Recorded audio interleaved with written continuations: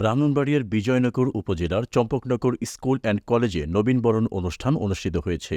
বুধবার সকালে কলেজ প্রাঙ্গণে নবীন শিক্ষার্থীদের বরণ উপলক্ষে আয়োজিত এই অনুষ্ঠানে আলোচনা সভা ও মনোজ্ঞ সাংস্কৃতিক অনুষ্ঠান অনুষ্ঠিত হয়। শাহ আলমের সঞ্চালনায় মোহাম্মদ মাহমুদ হোসেন ভূঁইয়ার সভাপতিত্বে প্রধান অতিথি হিসাবে উপস্থিত ছিলেন ব্রাহ্মণবাড়িয়া জেলা বিএনপির সভাপতি ও কেন্দ্রীয় অর্থ বিষয়ক সম্পাদক ইঞ্জিনিয়ার খালিদ হোসেন মাহবুব। এই উপজেলাতে সবচেয়ে বড় সমস্যা হয়েছে মাদক। আমাদের তরুণ সমাজ এবং যুব সমাজ মাদকের ছোবল থেকে তাদেরকে রক্ষা করতে হবে।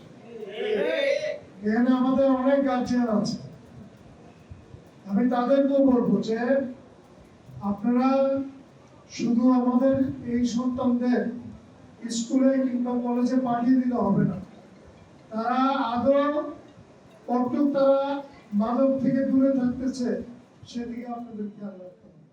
প্রধান অতিথি তার বক্তব্যে বলেন, তোমরা এখন কাদামাটির মতো কোমল, এখনই সময় নিজেদেরকে সুনাগরিক হিসেবে গড়ে তোলার। মাদক থেকে যুব সমাজকে রক্ষা করতে হবে, কারণ একটি জাতির ভবিষ্যৎ নির্ভর করে তার তরুণ প্রজন্মের ওপর।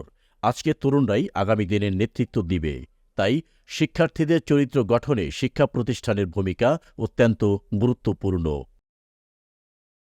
যে মাদকের আসক্তিতে এমন অবস্থা দাঁড়িয়েছে যে একটা পরিবারকে ধ্বংস করে দিয়েছে একটা সন্তান, যে সন্তানের যে পরিবারে মাদক আসক্তি।